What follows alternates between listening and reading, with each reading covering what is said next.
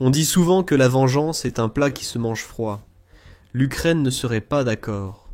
Pour l'Ukraine, la vengeance s'exprime par des explosions, des humiliations et la mort de ceux ayant tué son peuple. Et si la vengeance est au menu, c'est la Russie qui est le convive permanent dans le restaurant de la mort de l'Ukraine. L'Ukraine s'est à nouveau vengée. Cette fois, une brigade entière de criminels de guerre russes a été éradiquée grâce à une opération brillante qui a eu lieu à l'intérieur même de la Russie. Le 16 septembre, le Kiev Post et d'autres médias ont rapporté que l'Ukraine avait provoqué des explosions dans le Primorsky Krai. Cela visait une brigade responsable de crimes de guerre depuis l'invasion de Vladimir Poutine. Pas une simple frappe ukrainienne. Aussi efficace que ces drones se soient révélés à de nombreuses reprises au cours des derniers mois, les véhicules aériens sans pilote n'étaient pas l'arme de choix pour cette frappe. Les risques étaient trop élevés. Les défenses aériennes russes auraient pu abattre les drones. Non! Cette frappe devait être menée par des agents au sol pour s'assurer qu'elle touche les personnes que l'Ukraine voulait atteindre. Et l'Ukraine a parfaitement réussi cette frappe. La cible était une petite localité, Chaïtova, située dans le kraï du Primorié, région dont Vladivostok est la capitale. Cette localité est au cœur du territoire russe. Vladivostok est situé sur la côte pacifique de la Russie, donc plus proche du Japon et de la Chine que de l'Ukraine. Pour mener une attaque ici, les agents ukrainiens devaient pénétrer à plus de 6000 km à l'intérieur de la Russie, ce qui est bien au-delà de la portée de n'importe quel drone ukrainien. Sans compter les risques de frappe de drones, l'Ukraine a dû attaquer avec des personnes, faute d'autres moyens. Des membres de la 155e brigade de marine de la garde russe du 47e bataillon d'assaut aéroporté étaient là presque cachés à Chaïtova. Ce groupe a du sang sur les mains dans la guerre en Ukraine, ayant participé aux assauts russes contre plusieurs régions au début de l'invasion. Cette brigade et ce bataillon ont combattu près de Kiev, à Mariupol et dans la région de Volodar. Plus récemment, il a aussi combattu contre les soldats ukrainiens à Koursk et à Pokrovsk, un centre logistique clé. C'est une cible pour la Russie depuis le début de la guerre, et ces civils ont été dévastés par les attaques constantes de la Russie. L'Ukraine voulait frapper les soldats de ce groupe. Elle devait le faire pour se venger de tous ceux qui ont perdu la vie lors des assauts brutaux de la Russie. Privés de drones, les agents ukrainiens ont dû agir à Kitova, en plein territoire ennemi. Vers 9h du matin, heure locale. Le 16 septembre, tout ce travail acharné a porté ses fruits. La matinée a commencé comme n'importe quelle autre pour la 155e garde.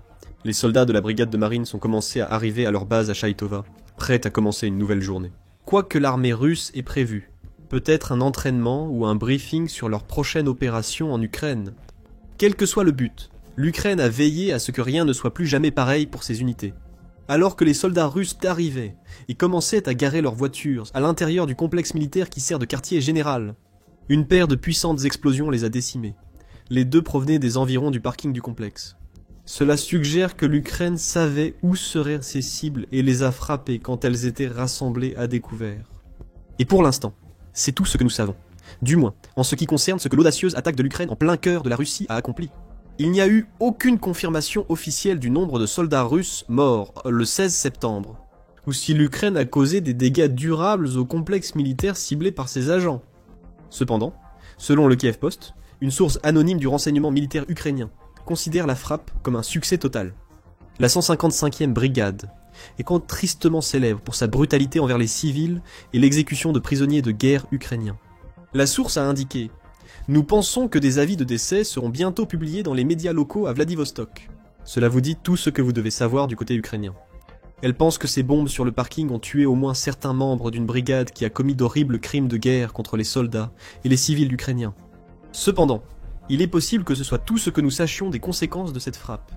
La source du service de renseignement ukrainien, direction principale du renseignement, affirme qu'il s'agissait d'une opération très secrète. Nous pourrions ne pas avoir les informations habituelles sur les frappes ukrainiennes cette fois. Après tout, pourquoi l'Ukraine dévoilerait-elle ses secrets? En gardant le maximum de choses secrètes, l'Ukraine évite de donner accidentellement des indices qui pourraient permettre à la Russie de retrouver ses agents opérant à Vladivostok. La Russie, de son côté, n'a pas eu grand-chose à dire non plus. Cela ne devrait pas surprendre. Les autorités russes ont au moins reconnu que des explosions ont eu lieu, ce qui suggère que ces explosions étaient trop massives pour que la Russie puisse les cacher aux habitants de Chitova. Cependant, comme le rapporte la Pravda dans son article sur la frappe ukrainienne, la Russie a avancé l'excuse assez faible que les explosions étaient dues à un incident avec des équipements à gaz. C'est la version officielle de la Russie. même si on s'interroge sur l'équipement à gaz pouvant causer 2 grandes explosions dans un complexe militaire supposé sécurisé. Il y a d'autres signes qu'il s'est passé quelque chose d'important dans le complexe de Chatova. Une brève vidéo partagée par Amurmage sur Telegram montre la police et des responsables à Vladivostok arrêtant des voitures pour des contrôles. La vidéo est filmée depuis une voiture circulant sur une route où un contrôle a lieu. Militaires et police contrôlaient les voitures devant une baie à Vladivostok, où un hélicoptère a été vu plus tôt, selon la chaîne Telegram. Selon les conducteurs, presque tout le monde est arrêté au poste de contrôle dans la zone de Chatova. La Pravda rapporte que plusieurs véhicules, dont des transports de personnel de sécurité russe et l'hélicoptère mentionné par Amurmak, auraient été vus sur place. La Russie avait aussi bouclé les environs de plusieurs bâtiments administratifs de Chatova après l'attaque. En plus de prendre la mesure évidente de boucler le parking lui-même, des questions doivent être posées. Si cet incident était lié à un équipement à gaz, comme le prétend la Russie, alors pourquoi les bâtiments administratifs sont-ils bouclés? Pourquoi envoie-t-on des hélicoptères et arrête-t-on des voitures dans la région des explosions? Que font les agents de sécurité russes? Ils observent pendant que la Russie tente de présenter cela comme un accident tragique. Quelque chose cloche. Il était plus probable qu'il s'agisse d'une explosion de gaz que d'une attaque audacieuse de l'Ukraine au cœur de la Russie. Cela a tué des criminels de guerre responsables de certains des actes les plus brutaux, commis jusqu'à présent pendant la guerre. Les agents des services de sécurité russes sont à Chatova pour chercher des indices sur l'identité de ceux qui ont mené cette attaque. Ou peut-être que la Russie a reconverti ses agents en ingénieurs du gaz. Cela semble peu probable, non? Fait intéressant, ce n'est pas la première fois que l'Ukraine parvient à mener une attaque dans la région lointaine de Vladivostok. Le 30 mai, le Kiev indépendant a indiqué que des agents du direction principale du renseignement avaient mené une attaque similaire dans la baie des Antnaya à Vladivostok. Ils ont détruit du matériel et infligé des pertes au personnel russe lors de l'opération. Plus importante encore, cette attaque a aussi impliqué 2 énormes explosions, visant la même cible que celle touchée par l'Ukraine, le 16 septembre. La 155e brigade de marine de la garde russe du 47e bataillon d'assaut aérien séparé. La Russie a attribué les explosions, visant des soldats impliqués dans des crimes de guerre, à l'ignition de cylindres de propane-butane dans un véhicule. La Russie avait déjà préparé son excuse d'explosion de gaz, prête à l'emploi dès le 16 septembre. Tout cela paraît très coïncident. Il est tout aussi probable que, le 16 septembre, le direction principale du renseignement ait mené une frappe secrète en profondeur à l'intérieur de Vladivostok, que la Russie ne veut pas que quiconque découvre. Ce n'est pas la première fois que des agents ukrainiens visent un parking avec des explosions.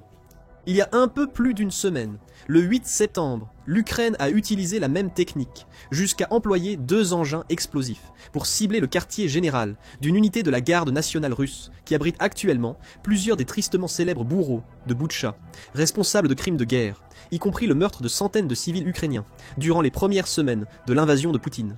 Regardez notre vidéo détaillée sur cette opération et ses implications pour la Russie et l'Ukraine. 2 explosions dans un lieu fréquenté par des criminels de guerre pourraient n'être qu'une coïncidence. Certains pourraient croire la Russie quand elle dit que des explosions accidentelles de gaz sont en cause. Mais 3, avec le même mode opératoire, visant des installations militaires abritant des soldats que l'Ukraine cherche à venger. Ce n'est pas une coïncidence, c'est un schéma. Ce schéma montre que le Direction générale du renseignement a un plan et que la Russie ne sait pas comment stopper ses frappes. La vengeance de l'Ukraine a été brutale et explosive, coûtant potentiellement la vie à des soldats considérés comme criminels de guerre. L'Ukraine a de multiples raisons de vouloir cette vengeance. Depuis le début de l'invasion de Poutine, la Russie commet continuellement des crimes de guerre, tuant des civils et torturant ou assassinant des prisonniers ukrainiens ou des prisonniers de guerre. Les 2 groupes visés par l'Ukraine le 16 septembre ont été accusés de crimes contre les prisonniers de guerre. Des crimes continuent d'être commis par l'armée russe, des années après l'invasion lancée par Poutine. En mars 2024, la mission de surveillance des droits de l'homme des Nations Unies en Ukraine, mission de surveillance des droits de l'homme des Nations Unies en Ukraine, a publié ses conclusions sur des allégations de torture de prisonniers de guerre ukrainiens par des soldats russes. Le rapport de la mission de surveillance des droits de l'homme des Nations Unies en Ukraine signale une nette hausse des allégations crédibles de torture, et que cela est devenu si répandu que pratiquement chaque prisonnier de guerre ukrainien a une histoire brutale à raconter. Presque tous les prisonniers de guerre ukrainiens que nous avons interrogés ont décrit comment des membres des forces russes ou des responsables les ont torturés pendant leur captivité, en utilisant des passages à tabac répétés, des décharges électriques, des menaces d'exécution, des positions de stress prolongées et des simulacres d'exécution, rapporte Daniel Bell, chef de la mission de surveillance des droits de l'homme des Nations Unies en Ukraine. Plus de la moitié d'entre eux ont été victimes de violences sexuelles, ajoute Daniel Bell.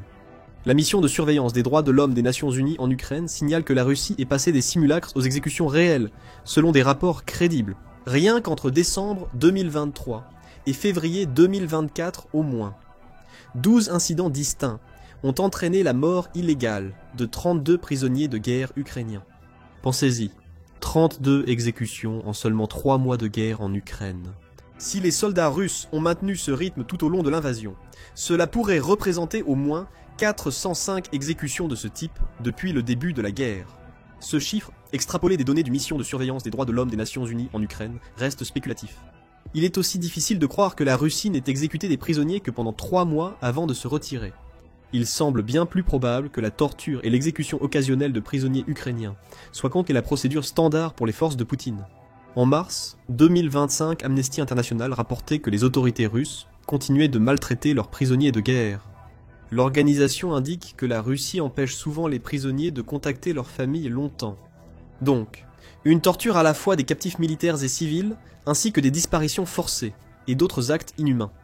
Empêcher les prisonniers de guerre de contacter leurs familles serait l'un des actes les plus nocifs des criminels de guerre russes, selon Agnès Kalamar, secrétaire générale d'Amnesty International. La détention secrète et systématique de prisonniers de guerre et de civils ukrainiens par la Russie montre une volonté de les déshumaniser et de les faire taire, laissant leurs familles dans l'agonie alors qu'elles attendent des nouvelles de leurs proches, déclare Kalamar. Ce manque de communication permet aux autorités russes d'isoler les prisonniers de guerre et facilite la torture. Un prisonnier ukrainien ne peut pas dénoncer ce qui lui arrive s'il est isolé du monde extérieur. Les rares échappant à la torture, par leurs moyens ou via des échanges de prisonniers, ont des récits terribles.